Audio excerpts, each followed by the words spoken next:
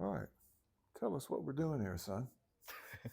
So what we're doing here is this project that we had in mind to do a podcast. In this podcast, we're gonna bring to the people knowledge, some fun facts, and most of it will be our experience traveling around the world in terms of security, uh, wellness, health, and so on. Whatever else we wanted to talk about. Okay. Well, as I've told you and my other sons, I have been blessed with the opportunity since 1970 to be traveling over much of the world for the oil industry. As you know from the different stories that we've talked about, I've been pretty much everywhere in the Caribbean except maybe Dominica. I've been pretty much everywhere in Central America, several times, quite often. Uh, Finally, I've been everywhere in South America except in Peru. I was only allowed to stay in the airport because I was there Where with the was that? World Bank. And that was at the time of the Shining Path, the Mhm. guerrilla activities, and the World Bank employees. I was not an employee, but I was there with World Bank employees, and their security would not let them do anything but fly into the airport in Lima. So we had our meetings with the government officials and the bank officials there at the airport. So, yeah, I've been to Peru, but I'm not quite sure it's safe to say that I've seen Peru. I'd love to go back. I'd love to do a lot more. But then after leaving the oil company that I work with, I was blessed with the opportunity again with the World Bank to be pretty much everywhere in sub-Saharan Africa except Nigeria. And again, for security issues at the time period that I was traveling Mhm. there, we didn't go there. But your Tia and I actually lived in West Africa in Ghana for 9 or 10 months on an oil project that we had there after the World Bank. I've been back and forth in different kinds of jobs. And then in the Mediterranean basin, I haven't been as to many places in North Africa as we'd like. Been to Egypt several times, stayed on the ground there a couple of weeks, and then along the northern coast of the Mediterranean, Israel, Jordan, Syria several times. I was actually in Syria when the original Arab Spring broke out and the riots and the shooting started in the street. And we had to escape across the desert in the middle of the night to get into Jordan, where it was much safer. Mhm. There was never any significant Yeah. violence there. And then in Europe, yeah, all the usual places: England, Germany, uh, France, briefly in Italy, briefly in Greece. Greece was only a week or so. Your Tia and I spent 7 or 8 months in Albania. We were actually hoping to live there on a refinery project. She said it reminded her when she was a little girl of the stories her Mhm. grandfather, who was from Syria, Yeah. told her. So it was nice, and she was very comfortable there. And it's they were just starting some economic growth, so it was a nice place to be.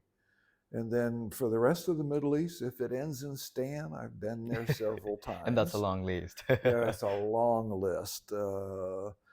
In and out over the course of the last war with Iraq, and on the ground quite a bit. We lived in Jordan for almost a year. We lived Mhm. in Dubai for 9 or 10 months. And I was actually one of the first Westerners flying into Afghanistan when commercial flights first started and the shooting hadn't quite stopped in the Wow, war that that's went on there. that's pretty amazing.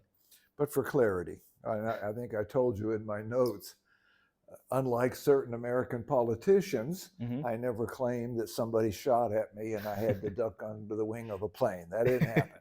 If anybody was trying to shoot at me in any of those Mhm. places, they were lousy shots. I never noticed. And then before that war started, I was actually in Chechnya twice. When they first started their breakaway efforts, I was part of a team that was trying to develop the oil sector there. Would you say that was one of the strongest experience being in Chechnya? Well, it's certainly, let's see, I'd been through a couple of civil wars in Central and South America, so I was used to the tanks in the street. But in Chechnya, it was the first time I had heard artillery fire and Mm-hmm. gunfire throughout the night. There was never any significant military action in and around Grozny, which is where I was. But you could hear it going on in the night. It was always, the noise was almost always in the background. And then within a few months after my second visit there, things unfortunately for the people in Chechnya got very serious, and most of the people that were my contacts either reportedly had to escape to other parts of the world or simply disappeared. Mm-hmm. So, and then in the middle of all of that, your Tia and I lived in Honduras for just under a year. We were living in Dubai, I got upset with the guy that I was working with and said, "Nah, I'm not going to work here anymore." And made two phone calls and ended up working for a team of consultants that helped the president of Honduras, actually for the first and only time in their history, get competitive bids in for the cost of their petroleum. Mm-hmm. Unfortunately, that didn't work out for the long term for us. Our project was completed, and then I think the year after we finished our work, but before any serious effort could be started, there was a coup, and there was no sense going back. In fact, I'm not sure I'd be welcome. So I don't think I'll go back was there. was it hard going from Dubai all the way down to Honduras? Like they're Well, different people. it's good that you say that, because Dubai, I've always said, it's a wonderful place. Don't get me Indeed, it wrong, is. but if you really want to see how the extraordinarily wealthy people live, Mm-hmm. it's worth a few days visit. Save up your pennies, because you can get bankrupt at going to McDonald's. But it was quite an experience. We were there before the Hajj, the tall Mm-hmm. building The was. Taj Mahal. No, that's in India.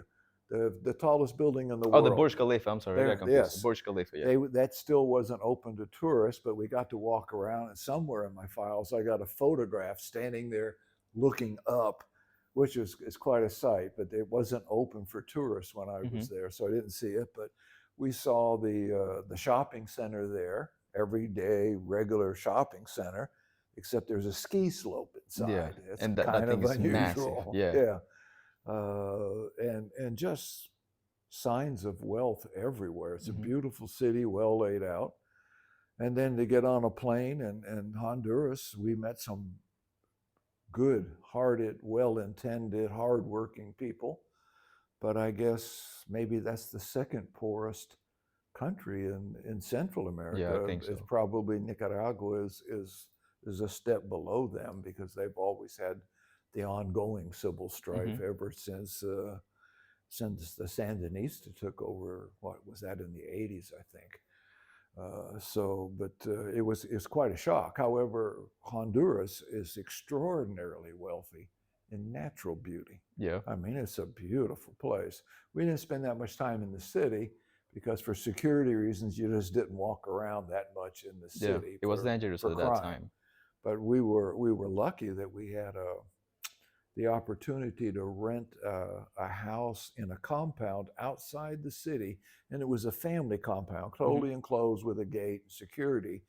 And I guess there were 7 or 8 houses in there, and somehow all these people were related, either by blood or by marriage.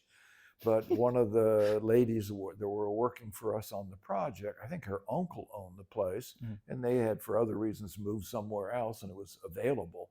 What an experience! I mean, to living in a small, closed community for all that time in Honduras, it's one of our better experiences. We really enjoyed it there. And So, from that list of many countries, which one would you say was the best experience, and which one was the worst experience? well, yeah, you have to think and talk about, well, in terms of what?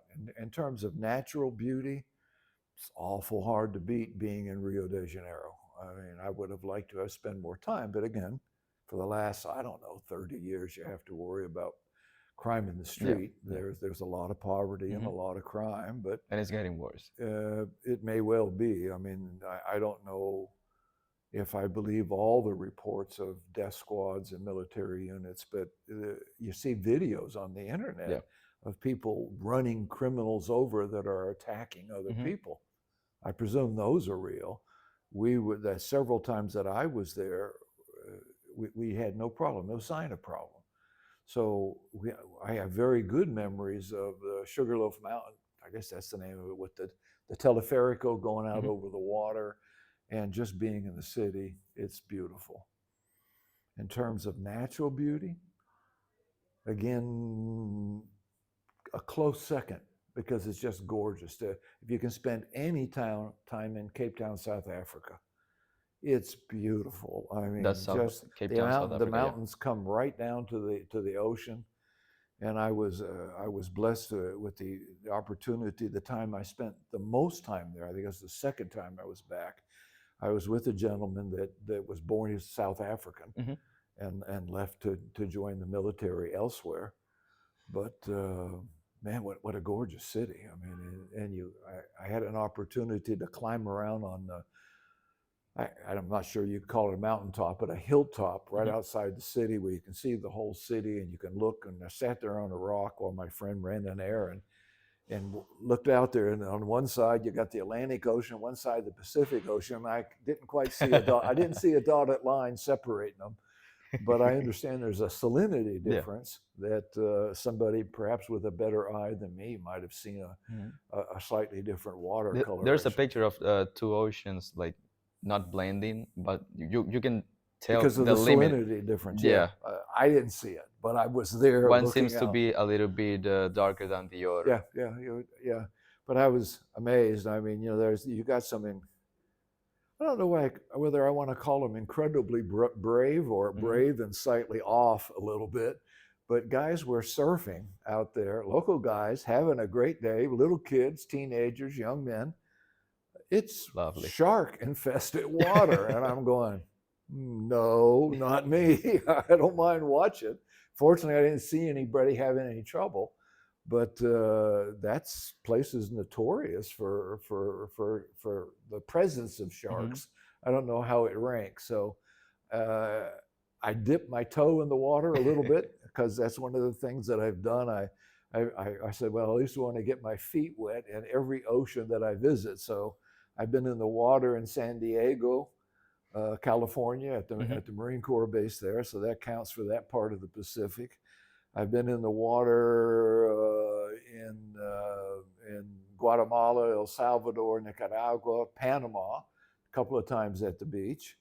Further south, I got to the beach area in Chile and it was Chile, right outside the major city. Never made it to Tierra del Fuego. Hmm. Wanted to, but didn't get there. A lot of time in and out over a 5 year Oh period in wow. Buenos Aires and other parts of Argentina. Hmm. So I got a chance to be in the water area there. Guyana, Suriname, because I used to run deliveries of oil in and out and had time to be on the ground, go to the beach, just for the sake of saying I was in the water. And of course, I lived in Aruba for 7 years, and here we are right now in beautiful Curacao. Curacao. I And I've love been it. in and out of here for meetings officially for several years now, trying to get this refinery started up. And I've been to the beach here. Uh, quite an experience. I think there's more coastline Mhm. serving as beaches in Aruba, and I've Yeah. swum with friends out half a mile, three quarters of a mile. Supposedly there's sharks there. I never saw one. Hmm. Of course, it's can't see sharks when you're doing this. So, but I never saw them. Lots and lots of barracuda. Let's see, where else have I been? And let's see, when I was in, believe it or not, in Ghana, in the beach area there, because we were doing an offshore project, a mooring project, two of them with pipelines coming ashore. So Okay. I was in and out of the water area there. Um, What about the Dead Sea? You been there? yeah, and I saw all the warnings. Don't get the water in your eyes. And I'm going, yeah, salt water burns your eyes. You have no idea. You find out why the sign was there. You now, yes, read the sign, believe the sign.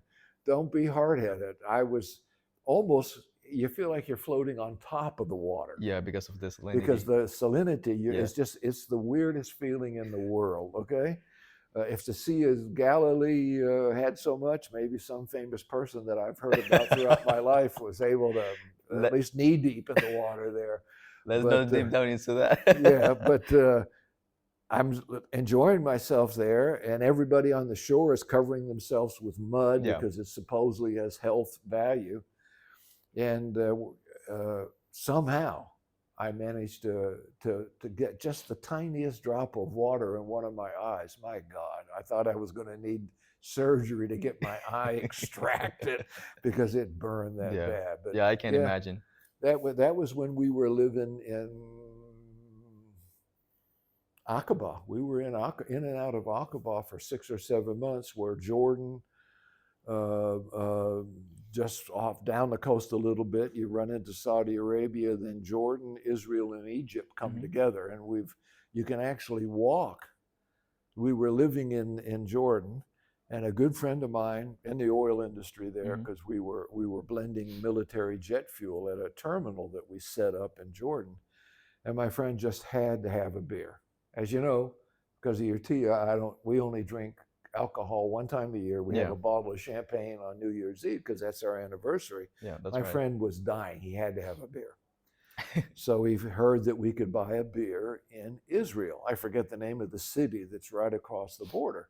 But you can actually drive to a parking lot in Jordan, walk into a building, they stamp your The passport passport, yeah. leaving, and you walk across a little path Just to into buy a another beer. building. And now What? you're in Israel. Okay? Now, unfortunately, because of at least strife since the Hmm. 1940s when Israel was formed, the if you ever get a stamp on your passport that you've been in Israel, you cannot go back into Jordan. You can't go into any Muslim country that I've heard. I can't say that for a fact, but that's what I've heard. So what do? I'm going into Israel. They clearly have to check my passport. Hmm. They clearly have to stamp me in. Somebody's very clever. They put a tiny piece of paper On top of it. with the same size as the page as Yeah. my passport. They slip it inside. It's not even glued, and they stamp that. Now I'm in Israel. We spent the weekend. My friend had several beers and some good food. It was nice. It was a touristy area, so we walked around, played tourist for a while, and as I recall, we spent one night there. And then it was time to go back. So we go back into the border building for Israel, and they stamped me out. And they said, "Don't forget the trash can." I didn't know what they meant. The And trash I can. looked, there's at the door as you leave the Israeli building, there's a trash can where you take that little piece of paper that now had you stamped in and out, you put that in the trash because you can't have that in your Wow. possession when you walk the 30 or 40 feet over back into What a way to Jordan. do it. Now, Movie now like. I'm back in Jordan and they stamp me back in. Hi, how you doing? You haven't been anywhere that I don't like. So it was a very unusual experience. But I have to admit that I've had two other situations where I had unusual border crossings. Where was that? When I was living in Aruba, we took our car. I think it was the first Toyota Corolla to ever enter Venezuela. We rode a ferry to Punto Fijo, Venezuela. Yeah. And the original intent was to go drive into Caracas. But we said, oh, what the heck? We heard there's a nice mountain city, Barranquilla, it's something like that. So we decided to go on our own. I didn't speak any Spanish, neither did my wife. And we drove into this beautiful little mountain village high up in the hills, spent a wonderful couple of days there, and then found out that the ferry, I thought it ran every other day. No, I was wrong. It only ran once a week. So we got 4 more days. What do we do? So what the heck? Let's drive into Colombia. And so we drove all the way around on the border of Lake Maracaibo had already gotten up in the mountains, and it was I don't think I ever want to drive on that road again. It was, in some places, barely a lane and a half wide, Oh, no guardrail, and you look down hundreds, maybe thousands of but feet, pretty straight much, drop. pretty much like the back roads here in Curacao, but in the hills. Yeah, and in the hills, and there's no curb, there's no shoulder, just Yeah. empty space if Yikes. you go off. So we got into Cucuta, Colombia. I started to say a minute ago, but hell, I'm 77. Sometimes it takes me a minute or two or to remember the names of places. Mhm. We got into Cucuta, and there's a World Cup match going on. There's a bridge from Venezuela into Colombia. We parked, we waited. Nobody, no guards, nobody. It's getting late in the afternoon. Then we must have waited there a couple of hours. Oh wow. Nobody either side. So I'm hungry. I just drove the car across the bridge into Colombia. Nobody either side. We found a nice hotel. It was great. We stayed a couple of days. And I was lucky enough to find a waiter that had lived in the United States. And I explained to them what we had done. And he goes, "Oh, no, because if you go back across the bridge, everybody's at work again. Mhm. You never officially entered Colombia, so how are you going to leave? How are you going to explain how you got into Colombia? Because nobody's going to admit they weren't at work." Mhm. And he said, even if you got past the guards at Colombia, uh, you're going to have trouble getting back into Venezuela. Yeah. I said, "Oh my God, what do I do?" So he said, "Well, uh, there's a smuggler's path Oh, okay. that goes out the edge." And he was kind enough to show me part of the way. And he Okay. said, "You drive down a dried out riverbed. Fortunately, Yeah. it's not raining. And they There's cross no it water." with a canoe. No, there was no canoe. But in the little town, which makes their living with irregular activities coming across the border, I got a flat tire. Now, I had maybe 10 words of Spanish, and Oh the most wow. important practical Spanish in the world. Quisiera un cerveza. ¿Cuánto cuesta? ¿Dónde está el baño? But not much more than that. So I had to change the tire in the middle of this entrepreneurial town. Everybody's looking at me. Nobody said anything. Nobody was hostile. And I got it fixed. And then another 100 yards or so, I was told just to drive up a grassy embankment. And I drove up the embankment. That was the unmarked, The unmarked road. unsecured borderline with Venezuela. Mhm. Drove kind of halfway across the ditch, got on the paved road. Now I was back in Venezuela. There you go. No way to prove I'd ever left. And I was just blessed. We'd bought, typical souvenir hunters, tourists. I'd bought little wooden carvings. This was Yeah. before everything was made in Hong Kong. They actually had a tourist industry to make carvings, a lot of unusual typical stuff. Mhm. So the car was full of stuff. And the guy said, the only way you can get into trouble is if when you pop up, the military's there, because they set up in, moving roadblocks. Went around the curve, sure enough, there was a roadblock, but nobody had seen us. So as far as they knew, I had been driving around on that road aimlessly in Venezuela, and it's no speaky Spanish time, no speaky Spanish. So they took everything out of the car looking for contraband. They found nothing. Nobody asked the obvious question, how did I have stuff from Colombia if I've never been to Yeah. Colombia? So I got lucky. And then years later, geez, maybe 2 decades later, I was in a coastal town in Venezuela, and they had torrential rains and mudslides, and pretty much everything was shut down in the country. Major roads were shut down. You couldn't get from one part of the country to another. The airports were shut down. It was really a mess. But I was working for an oil company that Mhm. ran tankers. So I got on the phone and said, "Do we have any tankers in the area?" And we had at the time, the largest asphalt vessel in the world was passing by the next day. Oh And I wow. said, "Well, bring it in within a couple of miles of shore." I was there with my Greek port engineer, and I was the manager of that fleet at the time. So, okay, they come in close to shore. We found a little fisherman's boat that would take us a To the couple of to the miles tanker. offshore, find the vessel. Of course, the seas are not exactly dead calm. So that was the first time I was climbing up the side of a ship. No, second time, the side of a ship. The waves, the swells are 7 or 8 feet. and Sounds fun. and you go up, you see these cartoons with the Roadrunner cartoons where he's running so fast and he gets 15 feet above the place where he was Yeah. climbing. Yeah, Yeah. well, that's kind of the way I was, because as you're getting out of the boat, the guy Mhm. tells you it's a rope ladder, no Mhm. safety line, no life vests, and the guy goes in his broken English, is wait till the boat, the little boat we're on goes up against the side of So the you can ship, grab the ladder. jump to the rope ladder and climb as fast as you can, because if the boat goes down and comes back up higher, It will it'll hit you. break your leg. Yeah. So that's not fun. So I made it up okay. And the Greek engineer that I was with, a few years older than me, he made it up okay. And then we had a nice, I guess maybe it was a 5-day cruise to get back into the Florida area. Technically, all of these years, I'm still in Venezuela. Technically, because I was formally You haven't checked in. you're having too much trouble with that country, Yeah, innit? if I went back for a business trip, they'd probably arrest me for living in the country for the last oh no, that was in 1990 and 1990 and the year 2000 is when that was. You So as have far as 25 years living Venezuela is in concerned, Venezuela. I'm an illegal alien for 25 years. Don't think I'll go back. So I've never had any quite similar border crossing instances. And I guess one of the funnier times, Was though, that the last time?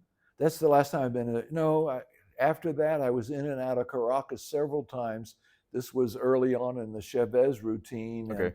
Yeah. and the economy had not collapsed to the point of where it is now.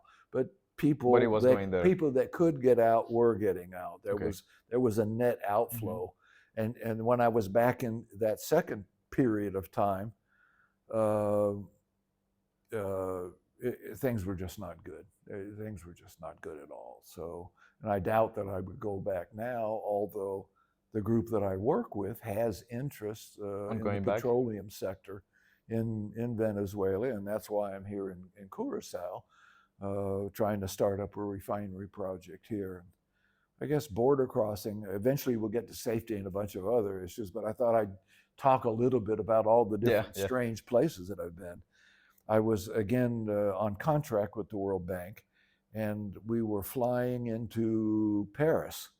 And the bank officer that I was helping was from Algeria. He had a doctorate in international finance. Brilliant guy, wonderful guy. I enjoyed working with him, and good memories, because his father was an imam, a very well educated guy, and he knew obviously quite a bit about what the is an Muslim. imam? If you were a Jewish person, if you're a Christian, you have a preacher or a priest. Mhm. If you're a Jewish person, your leader of your religious group is a rabbi, and imam runs the same kind of purpose in a Muslim community. Okay. He's their small church-oriented or temple or synagogue or whatever you want to Whatever you call it. call it, yeah. He's the pastor from a Christian point of view. Okay. And so this gentleman was just a walking encyclopedia for the Muslim religion, and because of him, I read the Quran not quite twice, because the second time I was almost finished with a different version, because the first one was kind of dry, second one was much more poetic, but English translation. And I set it down in a waiting room in an airport, and I forgot it. When I went back to get it, somebody had taken it. Oh my. So hopefully that person that took it needed to read it, because it's a good book, an Hopefully. interesting book, and the reason why my friend from the bank gave it to me, he says, "Tom, you're asking me all these questions, and I'm delighted to talk with you about it, but get the fundamentals." So I read it, and all the patriarchs of the Old Testament are in there. There's a major section in there about the prophet Jesus, which they honor in the Quran. Obviously, they don't accept his divinity as Christians do, but they only see it like as a prophet, yeah, maybe as a preacher, as a great prophet. And so I found it very interesting, because I have basically a minor in theology, getting my engineering degree. my friends used to tease me that the reason why I got the minor in theology is they know I'm a lousy engineer and I better know how to pray. So, but anyway, get back to the story. I'm going into France with the guy, Mhm. and he's in line in front of me, and we got two more people before we get to immigration with their passports, and he turned around laughing. I go, "What's so funny?" He goes, "We're about to find out who the French dislike more, Americans or Algerians." As it turned out, Algerians. And it took him longer to get through than it took me. Mine was, Do they have any kind of history, Algeria and well, France? yeah. If you do your most recent history, the beginning of the last century or so, that was a colony of France, and they had an uprising, and it was bloody. And when the French finally pulled out, a lot of the French Foreign Legion, other people, both sides, a lot of people died. And that actually apparently led to a coup attempt Oh, against de Gaulle, the president of France. So it was by the time I was coming in, let's see, that had to be late 80s, early 90s. They made up. They had hmm, relationships. They're very closely aligned countries. French is a language in Algeria, but there's still okay, tension because that revolution was in the early mid '60s time period, as okay. I recall. So it was a humorous incident crossing the border. One final border crossing story. First time I Sure. flew into Germany, I flew into Munich. I don't speak any German. I have a German last name, Yeah, but I no was about to say sprechen that. Steigerwald. It turns out, I found out later, the area, the wooded, hilly area Mhm. around Munich is called, or at least part of it, is called the Steigerwald, which is where my last name is Oh, from. nice. And it kind of means, according to my German speaking friends, hills with trees on it. If you want to Okay. be elegant, but I don't think there's an elegance intended. But in English, I would say, oh, the translation is Forest Hills, because that's a fancy, you know, that's a fancy place. But anyway, I'm in line, and he knows. He sees my passport. He's Yeah, yeah. got my passport. He sees my name, and he says something in German, and I go, "I'm sorry, sir, but I don't. I'm an American. I only speak English."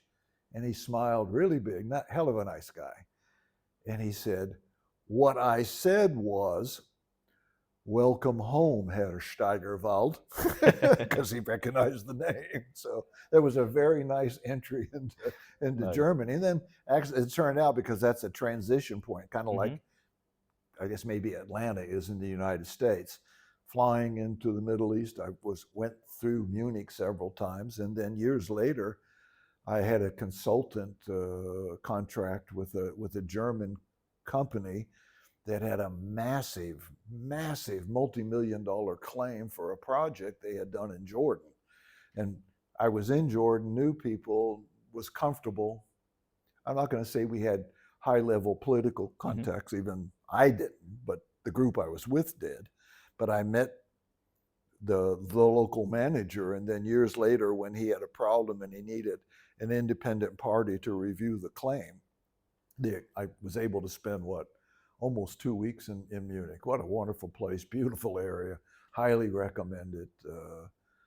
Good experience, even though of course, my brother used to tell people, once he heard this story, my Hmm. older brother, God rest him, that our family is like the Corleone family in The Godfather. Yeah. The story there is that really wasn't their last name. It's just they were a criminal family and they took the name of the region. So my brother was going around telling people that our grandfather, who came into the United States in the early 1900s, was a horse thief. And he just took the name Steigerwald. God knows what his last name really was, because he was fascinated with the Was that Godfather true? movies. I have no idea. I have no idea. I mean, so many people came across the island where the Statue of Liberty is. Hmm. That was the main import place for immigrants coming into the United States.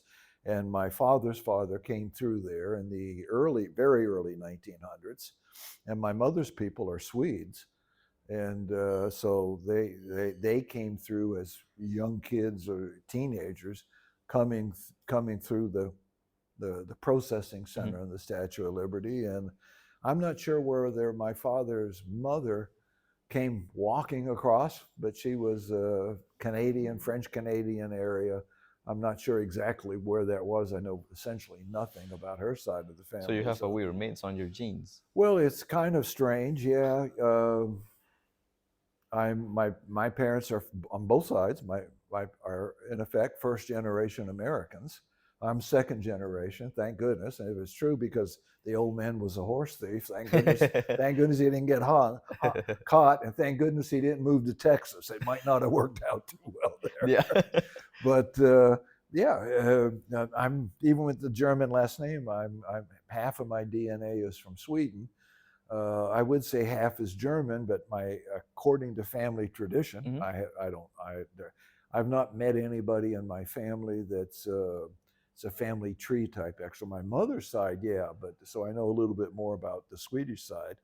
But on the German side, the family lore is that my father's mother was a mixture of I don't know, French Canadian, German, Irish, maybe a little Mohegan Indian or Huron. The what? They can't scalp me, so I don't know. And I've never gotten the DNA test. Just haven't gotten around to it. But Hmm. yeah, I'm a typical northern mixture of European type people that are immigrants to the United States. Maybe that's where I get the desire to travel all over the world because I'm just a third generation moving around. Because my father was, well, he was all over the Pacific during World War II. He was a medic serving the Marines, the Navy medic serving the Marines. So he saw more of the world than he ever wanted to see. And instead of his senior prom in high school, he got Okinawa and Peleliu, two of the nastiest battles in Wow. human history. So, but anyway, that's kind of my background. I know you know this. Some of my story that we've Hmm. talked Yeah, yeah, before, of course. because uh, this is our first session, so we talk a little bit about you. I first met this guy at the hospital when he was born. I was there and saw him within minutes of being born. 24 years ago or so. Yeah, yeah, thereabouts. His head was here and his butt was there. The smallest baby I've ever. Of course, I didn't do that with him. And I said, I'm going to like this little guy. His mom was living with my wife is his mother's older sister. So I said, well, come live with us. Your brother came. And I guess for the first 8 years of your life, 8 years, 7, 8 years Yeah, around before, that. Uh, yeah, before your I Tia think got I think it was around 6 or maybe 7 7. Okay, your Tia got her green card, and because of the 9/11 yeah, situation, we were told it wouldn't be good to to say. take the green card and stay outside. I had no desire to leave Santo Domingo. We were very happy there, and we were No, using by that as that our time. base to travel everywhere.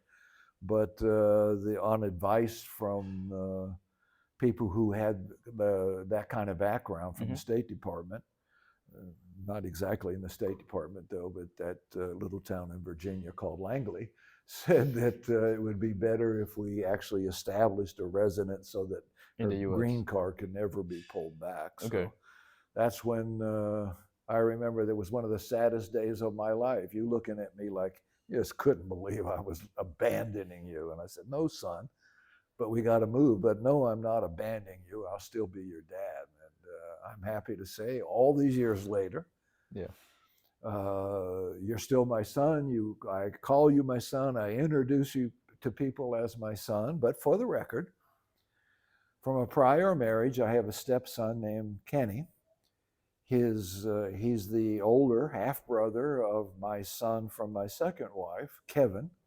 Now, they both have American sounding names because they were born in the United States, but their mother's Cuban, and they both very strongly identify with the With the Cuban Cuban culture. community. And Yeah.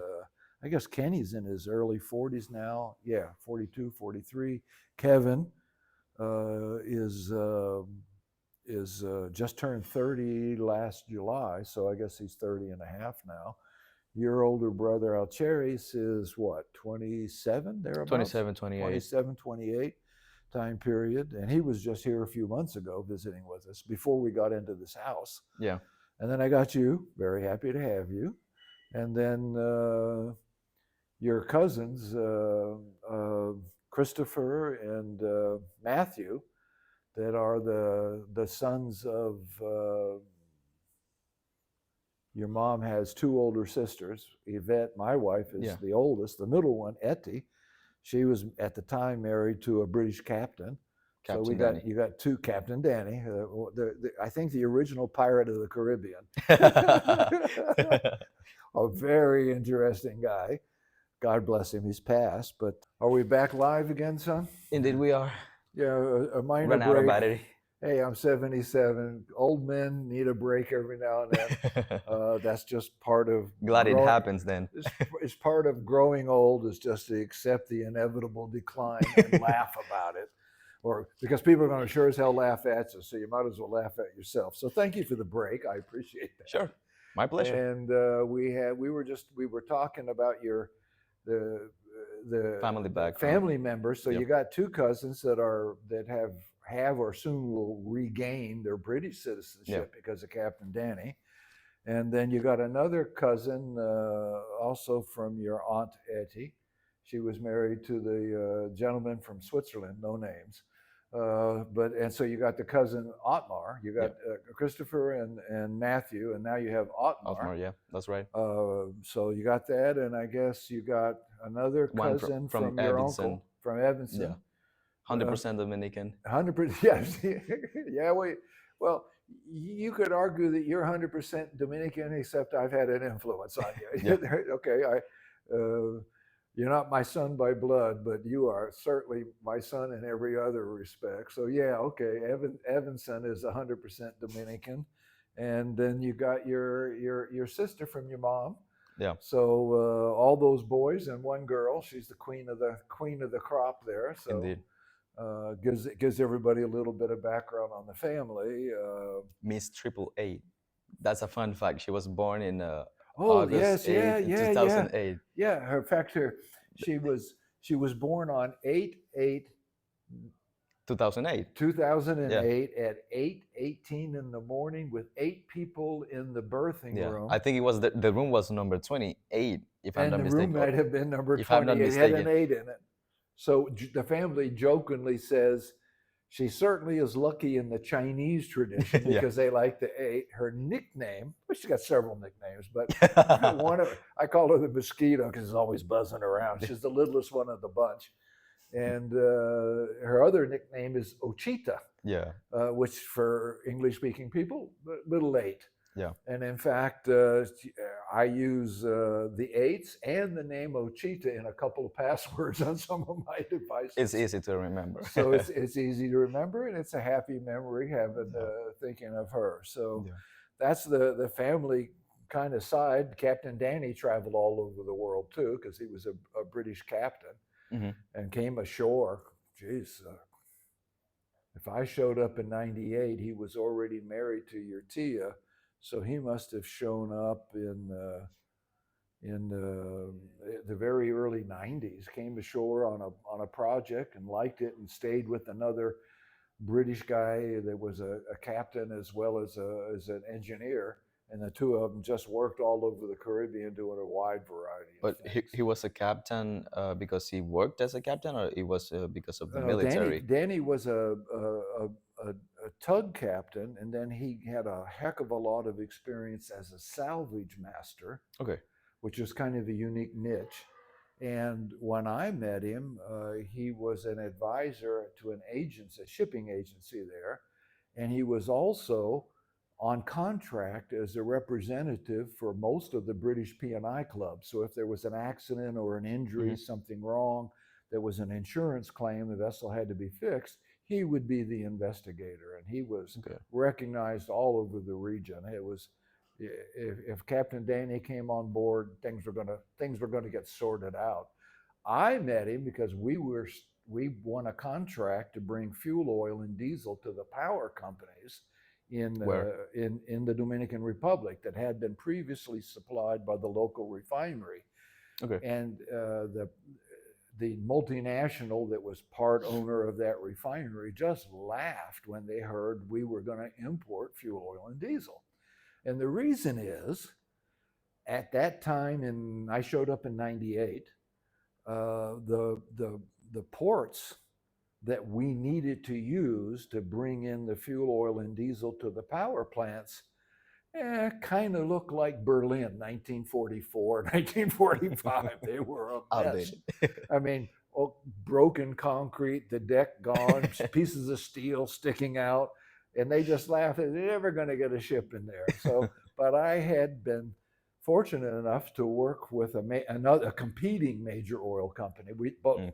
I You was work not for working both for teams? them at the time. I was working for a very small company that I Oh, work with now okay. as a consultant, just for clarity. And we won the contract, and we had 6 weeks to start up. And they go, "My God, look at these berths." And I said, "Eh, I've been everywhere in the Caribbean, Central America, South America. I can't say honestly that I've seen worse, but I've seen some bad situations. Mhm. Let me find a local captain." As luck would have it, went to the agency and I met Captain Danny. Found out what his background was, and I said, "Hey, look, come with me. We got to bring ships in. A ship at the time, if it's delayed, is, I don't know, $25,000-$30,000 a day. You don't want a ship sitting around." And you look at it, and I said, "What can we do? How close to the berth can we get? How close do we need to get?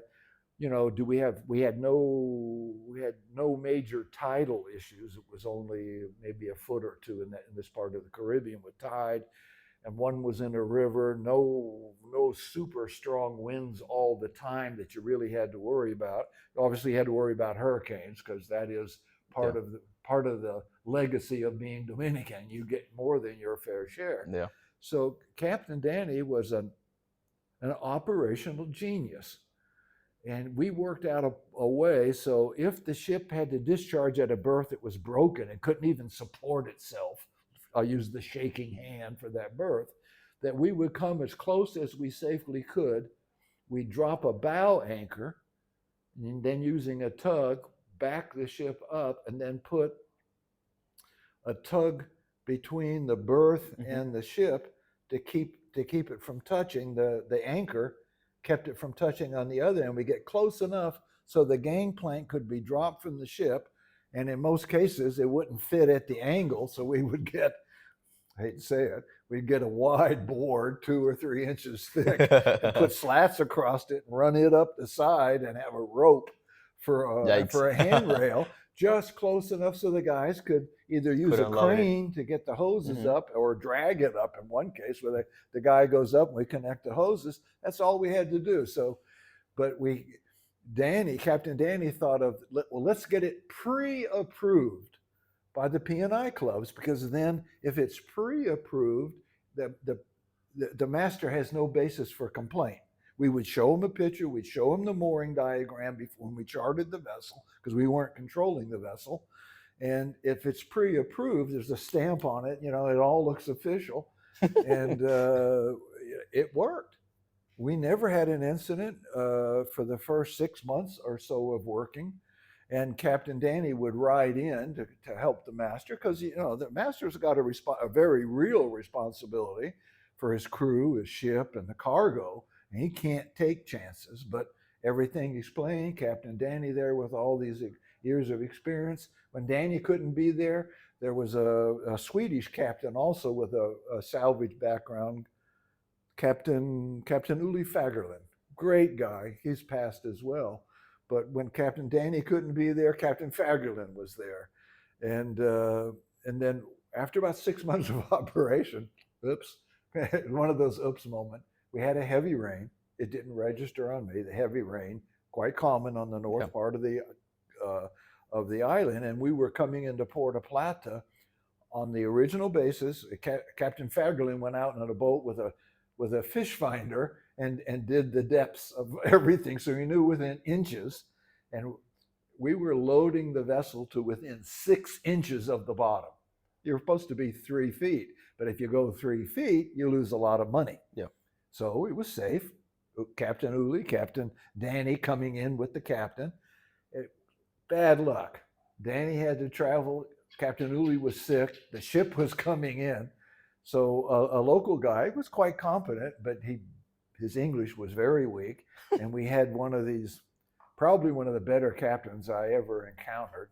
He ended up having lunch with him a couple of times, but he was not happy that day. A Greek guy, and we forgot that, gee, with the rain, maybe the bottom had shifted a little bit. Well, the ship didn't run aground, but it certainly had no barnacles left on the bottom. It was a clean shaved hull, and he got upset before we got to the berth, and he said, "No, I'm not putting up with this nonsense," and he backed up. That was the first port on the northern side, so he sailed around the island and came into Rio Haina, which had a greater water depth. Yeah. But of course, we lost the time coming around, and then he took off part of the cargo. Then he sailed back up to discharge the rest of it because now the ship isn't as deep in the water. What The reason, was the ship damaged? no, like I said, it Barely touched it it. had no barnacles left on the bottom.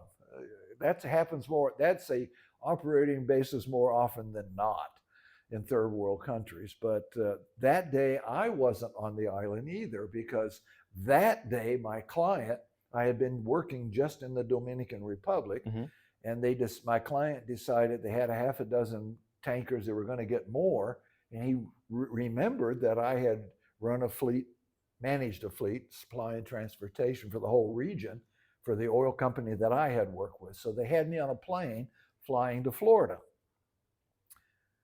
I land, I got a phone call. The ship ran away in Puerto Plata, went back down south and was coming back around. And I got into the office, and it was a family business. And the son that had hired me wasn't there at the moment, but I walked in, and his father was a retired Navy commander. I mean, a natural born force of nature, an incredible guy. I don't have permission to say his name, or Sure. I would. I really admired him. And he had just gotten word that the ship had run away in Puerto Plata. And so he says in true American Navy terms, "Who's the idiot that approved this? Who's responsible?" And it's the first time I'd ever seen the guy. And I go, "Me."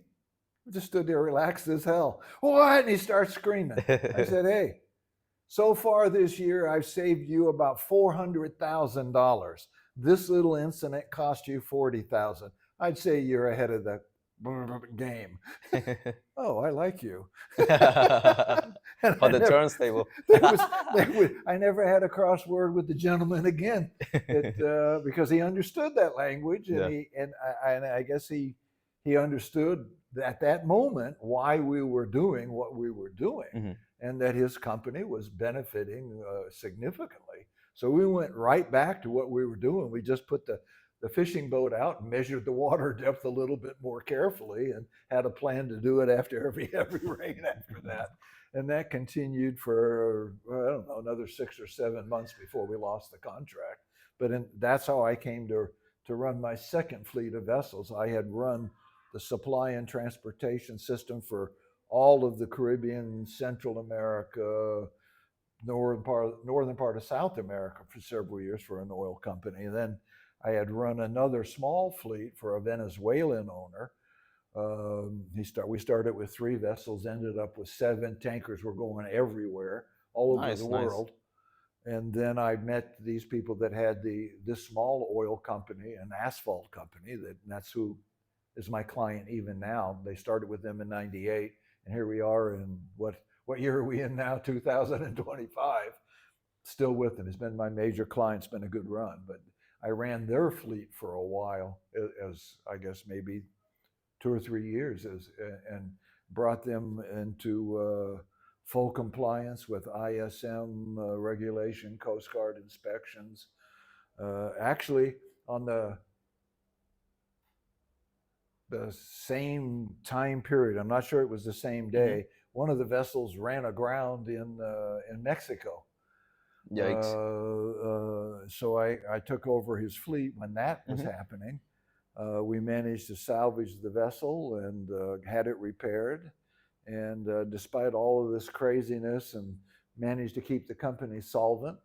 And the insurance company not only renewed their insurance, they liked the changes that we had made because we got approved by a major multinational as a ship manager. It's one thing to run a fleet of vessels. Okay, you're safe, you're reasonable, you're making money, but it's nothing like running a fleet of vessel for Exxon or Shell or Yeah. Chevron. It's a different world Yeah. altogether. So we got Those are them big leagues. upgraded to meet their standards and got them accepted to run with the big boys. So which was a major economic step for them. So that kind of explains how I came to be in the Dominican Yeah. Republic and be running vessels. And I guess I owe Captain Danny thanks for meeting your Tia. I was we had lunch. Unusually, we hadn't had any beers yet. We usually wait it until later in the afternoon. I'm driving in the colonial sector in an old beat up pickup truck. And we're doing 15, 20 miles an hour. And as usual, Danny's in the front seat with me. Didn't have his seatbelt on, as I found out.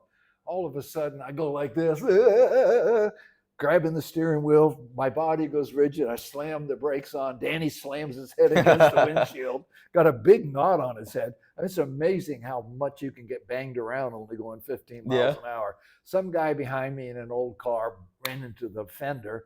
Later, I had to pay him $50 to go away. Apparently, he didn't want to hang around for the cops. So, $50 for the accident that I caused is not a bad deal. But at any rate, Captain Andy says, "Well, we had an accident. What's going on?" I said, "Not exactly." He goes, "What the hell you mean, not exactly?" I said, "Well, I'm embarrassed. I've never done anything this before. But you see that young lady about 70, 80 feet in front of us on the sidewalk? That's the most beautiful woman I've ever seen in my life." Of course, Danny, married with 2 kids, Mhm. typical male, puts his glasses on and goes, "Oh, bloody hell, that's my sister in law." A city of 8 million people, What are the my odds? fourth week in the country, What are the and I odds? see this incredible Dominican lady walking. I never saw her face. That far away, she didn't hear the accident, or if she Mhm. saw it, she didn't think anything. It wasn't a big deal. So Captain Danny goes home and meets your Tia, and Yeah. he says to her, his wife, "Oh, I just had this incredible experience. I'm with the American that I'm working with, and he just saw your sister, and boy, he wrecked the car. I got a bump on my head. He really wants to meet her. Let's set this up." And she goes, "No, you Tia's just Tia, Mhm. and you know her, tough as nails." She Yeah. goes, "No." And Danny goes, "Well, Why? what do you mean no?" And she goes, "Danny, I love you, but you and all of your friends are drunken bums." God, it took me 6 weeks to get Until met her invited again. to a family affair, Mhm. because this was a family. Your grandparents ran it. Your grandmother had been brought up in a Muslim Christian, I guess Muslim Christian, even a hint of Hindu, uh, for religious background, and it was a very strict control of the very little freedom for the ladies in the family. And she was the jewel of the family. She hadn't been, neither your mother and Etty were already married, but Mhm. even though she was the oldest, she was not married yet. And so I finally met her. I saw her completely, and I'm going, "Oh God, my heart is beating out of my chest. I'm 51 years old. What am I doing looking at this young girl?" And I felt like a complete idiot. So I didn't say more than 15, 20 words to her. And I go, "No, no, no, no. Coming You off a, backed up. I'm coming off a bad second marriage. No, there's no way. I don't even want to meet her. I don't want to talk to her." I ran away. Literally, I ran away. They moved me. That was when I moved up to take over the fleet, right about that time. And I almost 3.5, just short of 3 years went by. I didn't talk to her, didn't mention her name. Danny and your Tia Etty didn't mention her at all. And then I had to come down for a business trip again. And we got another project there. And I went to Captain Danny's house. and there was your Tia in the driveway. Now, she had very little English at that time, only Spanish. She said something to the equivalent of, "What took you so long, boy?" Wow. So she Yeah, knew. She was waiting for you. she was waiting. I know. I said, "Okay, put the golden handcuffs on me. I give up. I give up. I can't fight this anymore." It it almost it cost me a fortune to buy her a cup of coffee. Well, she didn't drink coffee. I had to buy her a Coke. But to take her out in the middle of the day, Mhm. I had to have at least one Tia, one cousin, and one nephew with me to even The whole get family, pretty yeah, much. basically the whole damn family just to buy an ice cream or a Coca-Cola. And going out at night, no, absolutely forget about it, so it took a while for the family to get used to me because there's a significant age difference. How old was Tia by that time? When I first saw her, she had just turned 22 and I was 51. 51. So it was about 29 years difference between us. When I came back almost 3 years later, she was pushing 25. By the time we married, she was 25. But man, I just, that was a hard decision for me when I first met her. It terrified me. I'll admit, I got a black belt in the martial arts. I've been in several last man standing fights. I know how to take a knife away from people. I've been in war zones. I've never been so damn scared in my life as when I saw her, and then actually had to talk to her. It was It like was a freeze. it's like a cartoon. I don't know what to say. And of course, she had very little English. Yeah, so that was the So language barrier there there. was the language barrier, the age difference, the cultural difference. But God bless her, somehow we've made it work. We've been together now all this time, and that's what led to us having an apartment when your mom needed a place to come Yeah. into, and welcomed her into my life. And I made a promise that I would treat your mother like my daughter, because I have three daughters that now are all in their 50s. And I told your mother I treat her like a daughter. Even now, when we were just at the house Hmm. a couple of weeks ago, I made the comment that she's my favorite daughter, and she's really a remarkable person, and she's been a Indeed, she blessing is. in our lives.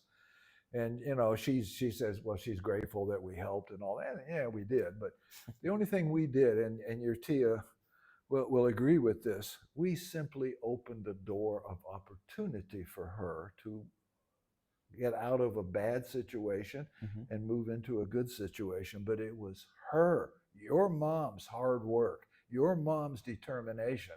She went back, finished up her high school degree or diploma, and then basically, I don't think I'm exaggerating. She's a licensed Yeah, pharmacist, indeed. Yeah. and I think that's a 4 or 5 year program. Hmm. And as I recall, she did it in 3 years with honors. Yeah.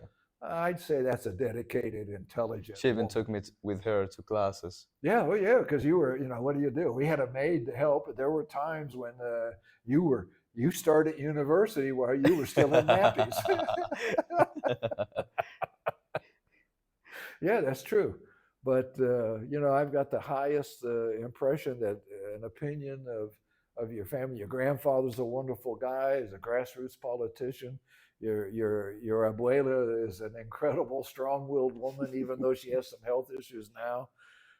Your mom, your tia Etty, my wife, your tia, uh, phenomenal people. Your uncle Evanson is now finishing up his law degree Hmm. and working with the government and making quite a reputation for himself. And gee, you guys got university professors. You got one was a general in the Air Force at your abuela's level, and another one is high up in the Dominican equivalent of the DEA, and an attorney. I mean, Yeah. if you look, there's a laundry list of accomplished people in the family that I married into, and Thanks. now it's life goes on. We're enjoying ourselves, and when my young son here, youngest, yeah, Yeah. uh, we talked about maybe him coming to work with me, doing something with me, and I said, well, I'm kind of everywhere, and you kind of have to have an engineering degree to do what I do. And we had a brainstorming session. We said, hey, why not set up podcasts?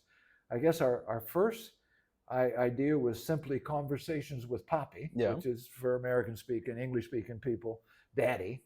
Everybody in the family calls me Papi.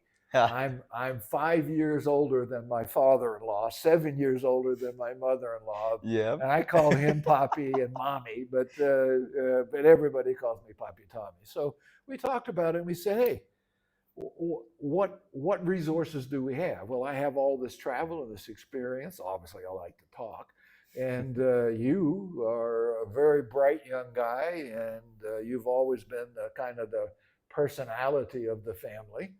I remember when you started pre-kindergarten, and you wanted to go to school because your brother was going to Yeah. school, and your mother said, I was like maybe a year and a half, maybe two. not even that. You first wanted to go. You were still in nappies.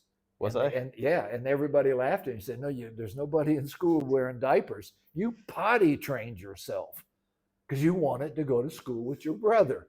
So after that was done, you were the youngest guy in your that level. pre-kindergarten class, and your brother was a couple of years ahead of you. But you didn't stay with the little No, barely out of nappy guys. In your mind, you were there with your brother. with my brother. Yeah. And talking with the older guys, and he's a very quiet and reserved guy, and you're the extrovert, or the much more extrovert in the family. And so I said, look, you've got the personality to be on podcasts and stuff. And then as we talked more and more, we said, well, maybe conversations with Papi isn't good. We're going to talk about my travel, which we've given an introduction to, and we're going to talk about safety, things I've learned, security that I've learned, health, because I've had pretty much everything that can be cured I've had. So that's not exactly a bragging point, but yeah. And so we can talk about that. But then we said there's so many other interesting people in the family, and that the family knows, and that some very colorful characters I'm working with from all over the oil industry. There's conversations with Papi and everyone else is probably what we'll end up with. That's the last time. That was the last version. The last you time said. we talked. Yeah, that was the title. So we kind of grew into this informally, but I said, well, look. But I like it. I like it as the raw experience of the conversations. Yeah. So I committed to put just enough money in it that this young man can support himself and his new wife, who's a wonderful lady. You don't deserve her. Hey, come on. As much as I love you. I waited for her. Yeah. So he's still in university, switching over now to a private university. To a private university, a business correct. degree, right? Yep. Yeah. Better be, at least that. I would love for you to be an engineer, but I give up. I just give up. I'm not going to be the only damn engineer in the family. Nah.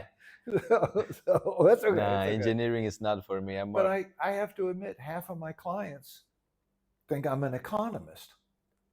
Because I learned. I'm aiming to that. I learned as an engineer with the multinational oil company that we were really just a bank.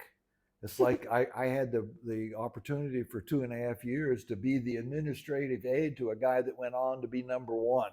Since Nelson Rockefeller, probably the most powerful, successful CEO in the oil industry. And he gave a speech one day.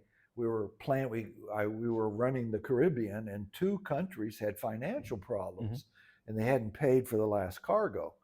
And the boss came in, he says, guys, I know you're all good at what you do. I trust you. But you got to remember one blankety blank thing. Our goal is not to deliver the oil. Our goal is to collect the blankety blank money. So, okay. It's really, I just work for a bank. So as a result, I was given the opportunity to learn refining economics, supply and transportation economics, investment economics, do all kinds of commercial work, supply and transportation. And we'll probably get to a lot of that stuff later after we talk about the things that more of the average person can relate to for safety and security and health and travel experience. And then as part of this, related to this podcast, we're also developing a website for exercise for old bastards like me, and ladies too. That will Uh, be more focused to wellness, that's health, really and the all that stuff. emphasis on diet and exercise. And what I'm doing is that I'm taking 30 active years in Chinese martial arts, and instead of being kung fu, slowing it down to more like Tai Hmm. Chi. And the Grand Master in my system had a Tai Chi side of the house as well as the Kung Fu side of the house, the Grand Master in Taiwan. Hmm. And I've met black belts on both Both sides that sides. are his students. And so I have to slow stuff down. I just can't do the stuff I used to do. My body said, no, So time out on you are that. using Tai Chi the most now. Well, when I actually get to the point of filming some of the forms, I just got to slow them down. The first thing that goes when you're a martial artist is your knees. You just forget it. You're not going to jump 7 feet in the air and kick the Remember sign what like happened we last used time you to. did that? Well, that's why I have 3 blood clots, because it took me 3 to realize I can't do that anymore. But anyway, we're going to make a series of exercise videos that shows each exercise technique to build strength and flexibility. And if you listen to the guidance to when and how to breathe Hmm. and how to engage your whole body in the exercise, and if you want to go that extra step, we explained that there's about a 95% correspondency for every exercise which builds strength and flexibility and stamina and balance. Those are martial arts motions Yeah. and techniques that you can use in a self defense situation, even though you're past 60. Yeah. I mean, God forbid any of us ever get in that situation, especially as we get older. But if you're going to take the time and effort to get in shape, which is Yeah. You gotta absolutely be ready. essential for the not only the quantity of the remainder years of your life, but the quality, you really take that same knowledge, that same and effort, and build some core capability to defend yourself in an Yeah. emergency. And I see a lot of good exercise stuff all over the internet. We joke about chair yoga, but it is helping It is people working. It is because working. as you get older, the trick is simply keep moving. Yeah. I'm just going that extra step and say, for the same effort, you can build up your self-defense capability as you focus on the physical.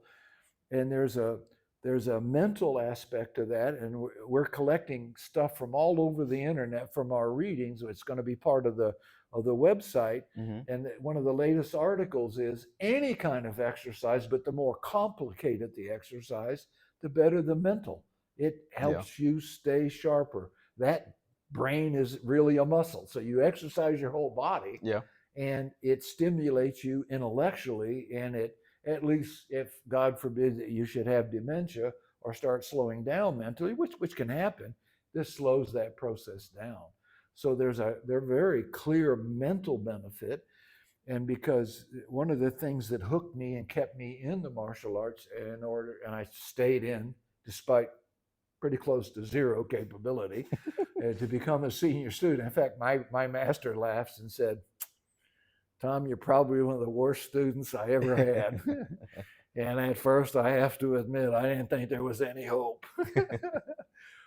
But later, with experience and being in several fight situations, last man standing, he goes, well, In the dojo or in the streets? both. Oh, okay. Oh, yeah. I've been, later we'll talk about it. I was attacked by a gang of 5 in Buenos Aires. Oh, I only had to fight the first one, but fighting is like bicycle riding, man. If you never forget. yeah. And I had dropped out of my training. That's what brought me back to training. And then, in order to test for senior belt, you had to go to a tournament that's kind of like you see in the movies. There were 3 minutes for the bout. There were no referees that, oh, you did a kick, you get a point. Oh, you did Oh a no. punch, you get a point. No, Last the man clock standing. ran for 3 minutes. In the majority of cases, the black belt that was running the ring, sometimes with advice from the corner guy who was really there to protect the guy that was running the ring, guy that usually was awarded the win had the least amount of blood on him, or he was still conscious. There was no rules. They didn't care about safety gear. Nothing. Nothing. Raw You had, fight. yep, you had to go to at least one of those tournaments, and it would. The system was good in that it was an integrated system. It was dominantly the headmasters, a black gentleman, as if I understood correctly, part Jamaican, part Puerto Rican, phenomenal individual. My teacher was the first white man in the system, and the founder of the system in the U.S. trained with his master in Taiwan for 7 years, lived with him for 7 years, and he had already had a couple of black belts in jiu-jitsu and other styles of karate when he met the Mm. grandmaster. So these tournaments, uh, nobody that goes to these tournaments cares about the opinion of a lawyer. Okay, you kind of don't even think that if something bad happens to you, you're going to get a lawyer involved. Mhm. And that's kind of unusual. You don't see that everywhere. And I guess in a gymnasium with 1,000 people, there were, I don't know, maybe 10 white guys. The rest were black guys, all of them martial artists, everybody there for the same purpose, to compete one against each other. I never felt racially uncomfortable. Been all over the world anyway, so that Yep. never bothered me. But it was quite an experience to go to that kind of a tournament. And then later we'll talk about it more. But there was a hit put on me by some advanced belts that thought that if they beat me up bad enough, I would quit. And they didn't want me in the class. That was an experience. We'll talk about that later. So, but I take all of the bruises and sweat and broken bones and cracked ribs, and my nose has been broken 3 times, and it doesn't. What I'm going to show in these videos is not It's violent. not that. It's not violent. It's slow motion, emphasis on stretching, like I said, on breathing, on building muscle tone. And then we do some rubber band lightweight exercises for Yeah. if you want to go that extra to try to Just to put keep some muscle back on. But, just to keep the old guys in the game. yeah, yeah. When you're 70, you know you're slipping out of the Yeah. game. But, I feel like like a football player that played football in grade school, high school, college, in the pros, and I'm in the last quarter of the last game of my Burnout. career at 77. That's pretty much for everything. But the idea is that one, I enjoy doing it. I'm going to enjoy actually bringing this to film and to text with Assie's help. And then we'll put it online. And if people like it, well, it'll be a success. But I'll probably add to it, even if there's no monetary or fame Mhm. or fortune Yeah. associated with it, because it's a way to give back to the martial arts community, if you would, that I benefited so much from the knowledge my master and his trade and the hundreds of years of tradition. Mhm. It benefited me in my life. Yeah. And it's a way to make it, water it down, as it has to be for the average person, not to scare away. When you're sick in your 50s and 60s, you're not thinking about taking up a new sport. You just want to get in shape. So that's the idea. Let's get in shape together. Let's have a good time. Oh, by the way, you're now able to defend yourself. So I think that's the wrinkle. So anyway, that'll be another part of all the podcasts will be linked to the website. Yeah.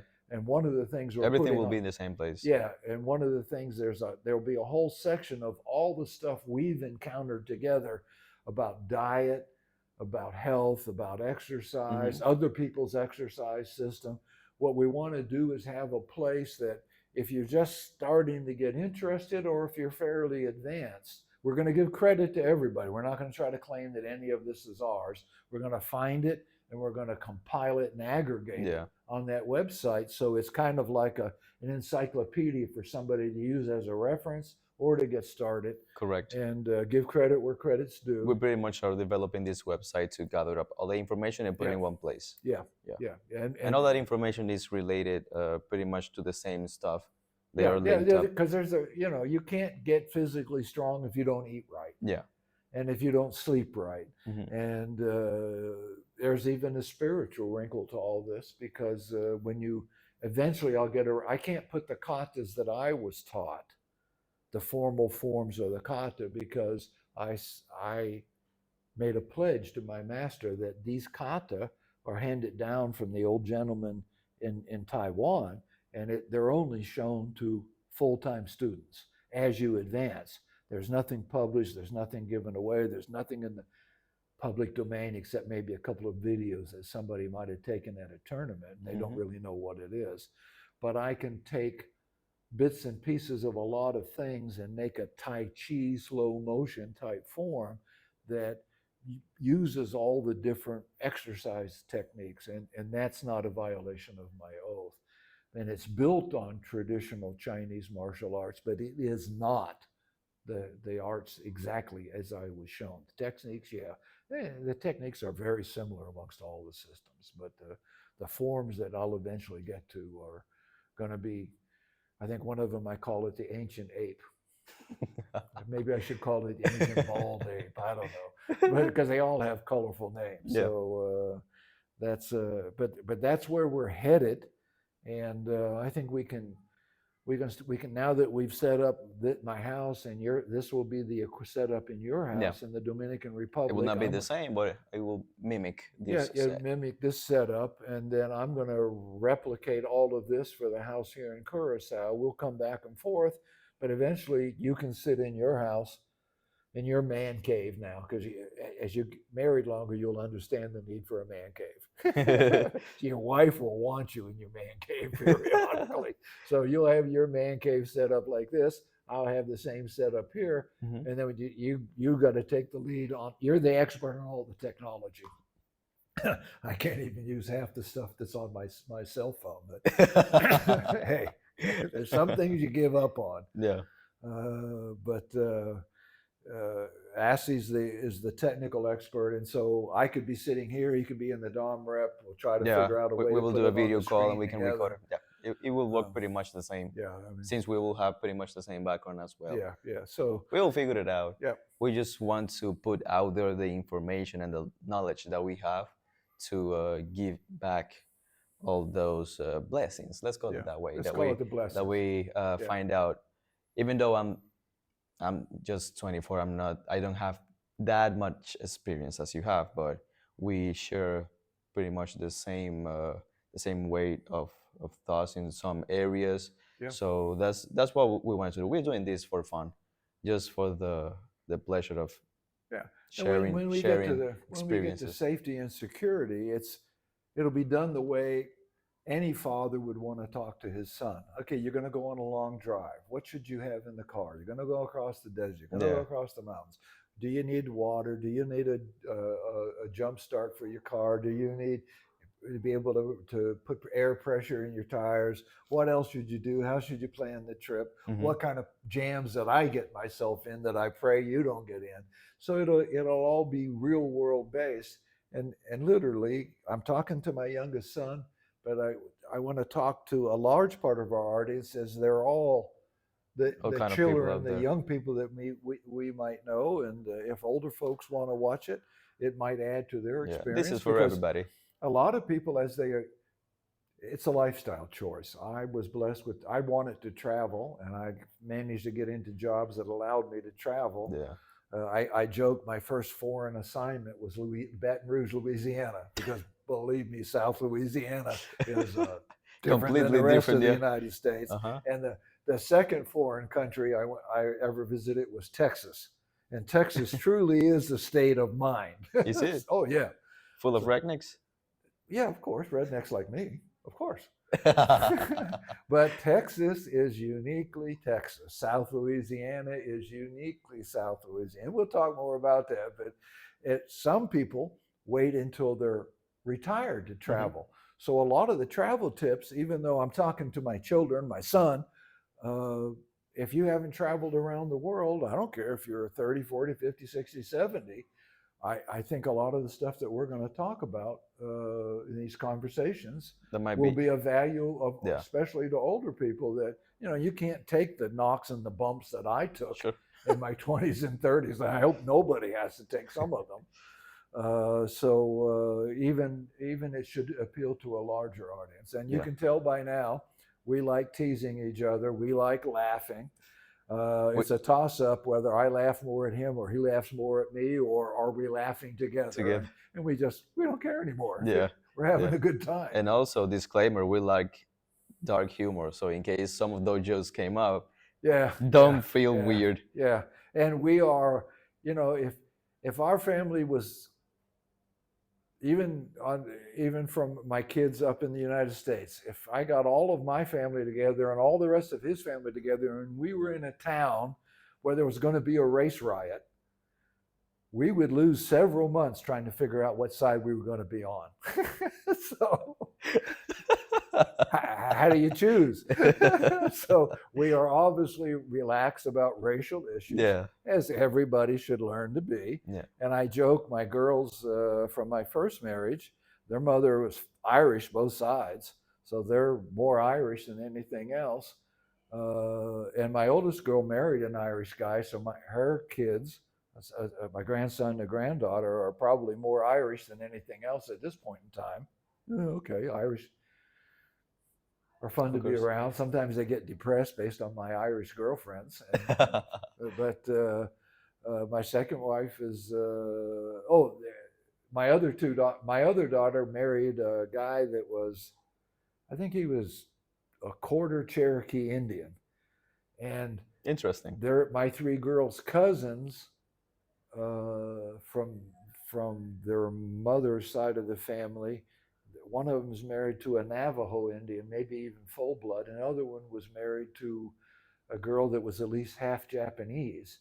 So we've got, from the looking at the core of my first family, Mhm. we've got international blood from all over the world. My second wife was Cuban, so my son, even though the average Cuban is about this tall, and hey, Yeah. it is what it is, and they're generally mixed race, and Yep. he is. He popped out of the oven taller than me and whiter looking than me. So okay, that's interesting. And he's got family in the Caribbean and now in the United States. And if I pressed them more, they might even have a more extended family. I just don't know the details. Plus, you now know a lot about our Dominican family, Yeah. which is the core of all of this. So uh, we'd like to think that we've seen a lot, we've done a lot, we've experienced a lot, and we cross a lot of borders and barriers and got a lot of experiences to Mhm. share. Yeah. And I think you're going to find, I certainly feel it when I go to the Dominican Republic, as a bond of love. Indeed, it is. When I go anywhere in his family's house, I know I'm loved, and they know they're loved. And the same is true. Maybe in some advanced thing you might see his Tia, but right now she's hiding around the corner. That is the warm Latino Yeah, laugh. yeah. See, I know I'm well loved.